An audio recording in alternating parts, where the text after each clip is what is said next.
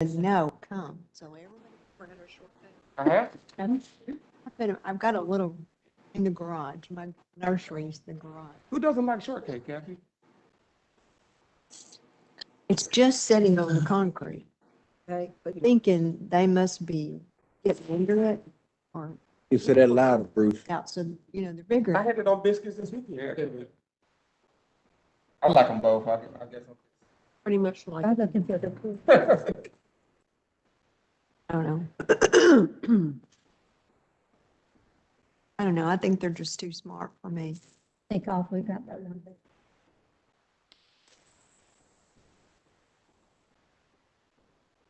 But they're cute.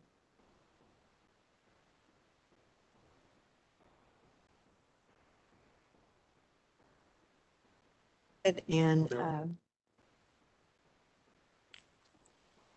oh boy, his name is,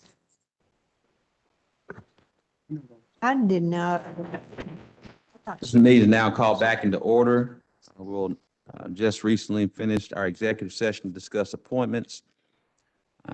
We will now start with the Arts and Cultural Commission. We'll be appointing Alice Cockrell Allred, Colin Thompson, Jim Doyle, Jonathan Opitz, Nathaniel Thomas, Leah Smith. All those in favor, please say aye. Aye. All those opposed, please say nay. Ayes have it. City Beautiful Commission, Kenneth A. Stevens, Jr. All those in favor, please say aye. Aye. All those opposed, please say nay. Ayes have it. Racial Cultural Diversity Commission, Rhonda Lewis, Sharon Oglesby, Osiris Bali, Joe E. Blanks Jr., Julian Flynn, Ellen Brown, Roger Sturging, Charles Eastley. All those in favor, please say aye. Aye. All those opposed, please say nay. Ayes have it. We do have, we do need to recognize citizens communication.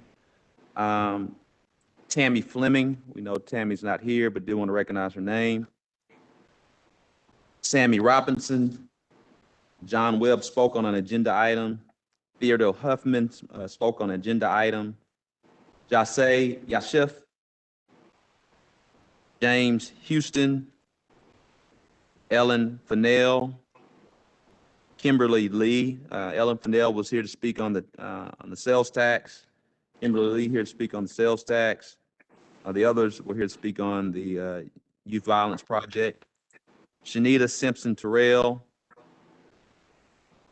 Lakeisha Smith, Lauren Landers, Tony Davila, Shayla Hooks. Shayla, you have your 3 minutes. Before that, Shayla, we also have Denero Cook. Excuse me. Oh, I'm sorry, you were here. Well, actually, Ms. Shayla, you're fine. We'll come back to you, Ms. Houston. Sorry about that. Okay.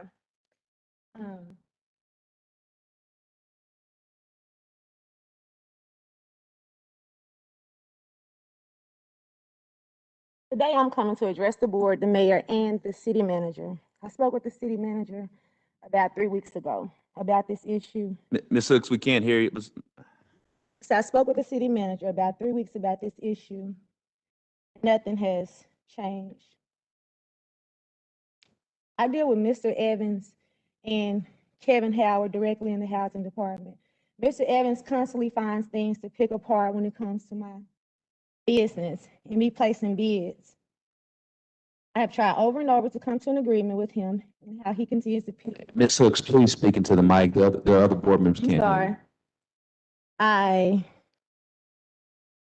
I'm out of breath. Okay, he continues to pick me to pieces. I question his judgment, but never his authority because I have called upon Bruce Moore to mediate the findings and assist me to understand his actions.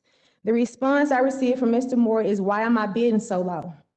Please enlighten me on how this is in correlation to him assisting me in my complaint against Mr. Evans and Mr. Howard. I have every right to take on these jobs. How is it that I'm barred to do any jobs for 6 months and I have never been warned, cautioned, or sanctioned? Yet he recommends the stiffest punishment to bar me. I'm appealing this disbarment and also would like to see an investigation open on my behalf against Mr. Evans and Mr. Howard in their dealings in that office. I really am feeling some type of way because I have tried several times to work with them, and they just are intolerable to work or seek guidance from. They continue to harass me on every project and always never meet my recommendations or suggestions.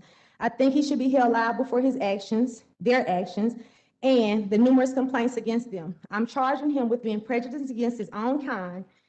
He's been doing as he pleases, and no one has challenged him in his lies.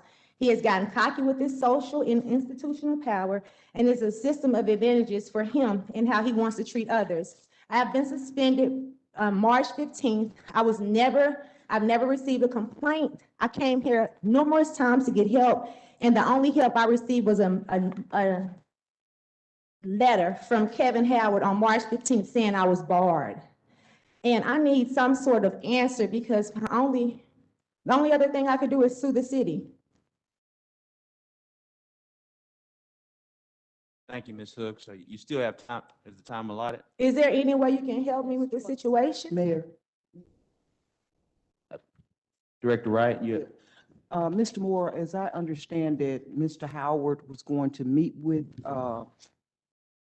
Ms. Woods. Has that meeting taken place? It did, I requested to be there, and apparently you did not want me there, even though this is one of my constituents, because I never got the invite to attend. I had never talked about. I talked with attending. Mr. Howard and shared with him that I wanted to be at that meeting because I was trying to see what kind of resolution we could bring to this matter. And again, I did meet with Mrs. Hooks and her mom and her uncle and Mr. Howard. And I'm still reviewing the documents and we'll make a decision and I'll inform the board. Well, I'll give you my recommendation after I had talked with Ms. Hooks and I've talked with Mr. Howard. And if I had been allowed to attend that meeting, I could have shared that with you. But I will be sharing with you my concerns based upon some historical data that I have. Yes, Thank ma'am. you. Mr. Moore said he would reach out to me within a week after we met. He didn't reach out to me. He didn't email me. He didn't do anything he said he was going to do.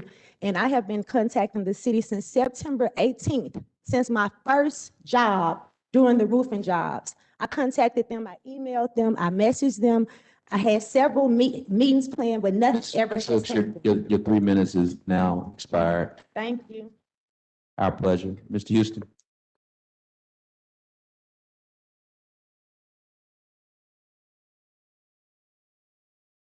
Ladies and gentlemen, thank you for hearing from me this evening. I wanted to bring up the elimination of the basketball court at Canis Park. I think Canis Park is going through a process of a slow gentrification. In the last 3 years, we have gone from having a basketball court with no businesses anywhere in sight other than a gas station to 2 cannabis dispensaries. The park has been remodeled to now feature pickleball. Although these seem like minor changes, the demographics for that park have now changed significantly. Meanwhile, where the basketball court was, has been left gravel. There's been no development there. And those of us that were using that basketball court have now been pushed to Boyle Park. The demographic for the basketball court was Black males 11 to 25. The pickleball court that has been installed is for, the demographics are white men and women 55 ages and up. The cost to play pickleball is $25 to $50 in equipment fees, and at times $4 to $5 to play, depending on if it's a tournament at that court. So we have reached out to the city over the course of the last 3 years, and we've been told that we may get it back. There's things in the works, but we're not sure. The last conversation was that just go to Boyle Park. So I bring this to the board because the basketball court up until that point had been there 31 years. It was a part of the community.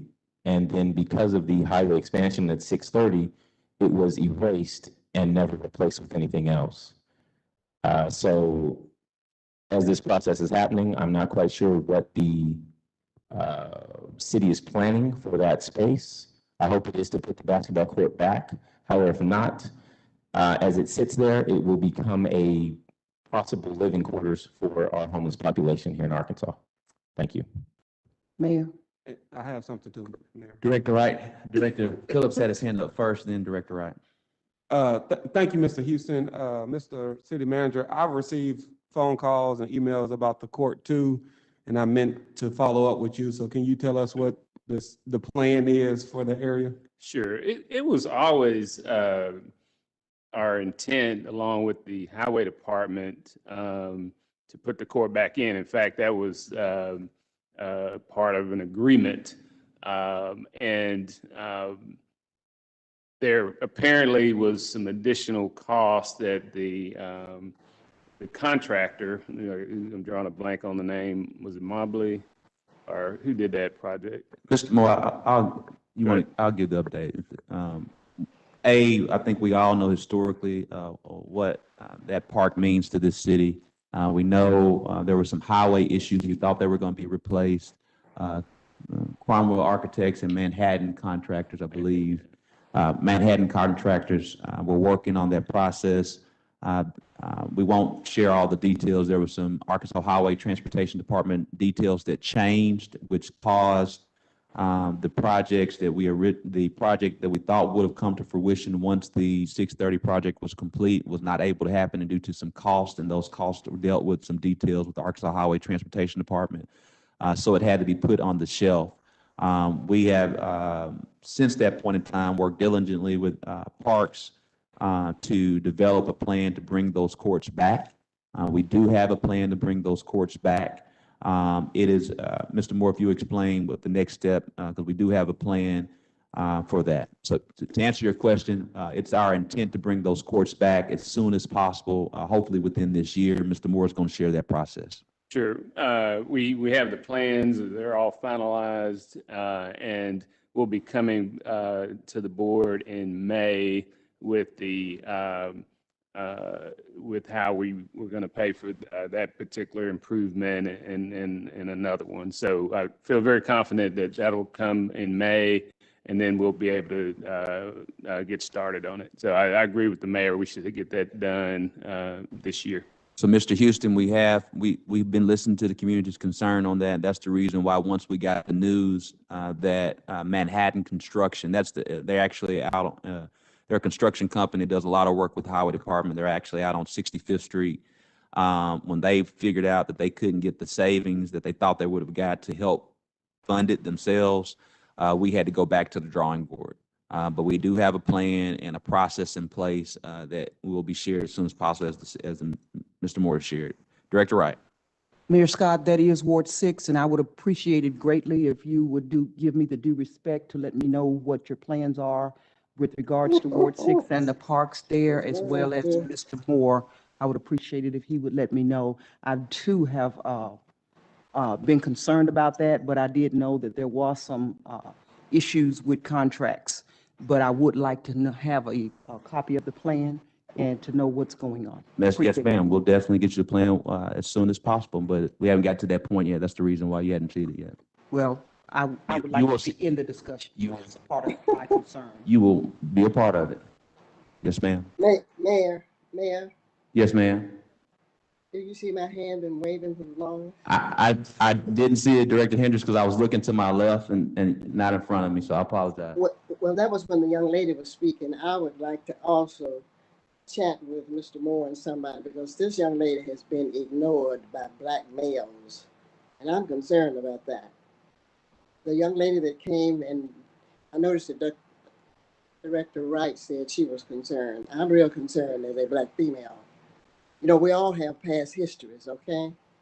So it's nobody that's sitting in that room doesn't have something that they wouldn't care to share. So I really want to talk to Mr. Moore or whomever about this young lady that's the contractor.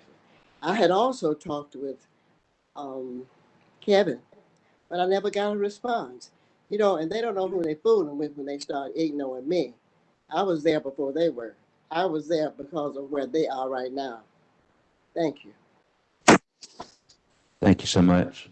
I believe we've had all of our citizens. Well, we got one more. We got to read one more for Mr. Luke Scrable. We got to make sure we read his. At the 4/6/2021 Citizen Communication, 9 Little Rock mothers and fathers spoke on the subject of the out-of-control violence that is taking young lives of their children in the past few years and in recent months and weeks. Several mothers became emotional, but one mother pushed through and told the mayor exactly what he needed to do to get off his seat, to act, to do what was necessary now to make the changes to stop this needless violence that is taking young lives. The mayor was obviously not listening. The mayor was obviously not in control of his handpicked police chief. The mayor did not end citizen communication and address the 9 mothers and fathers' concerns and complaints.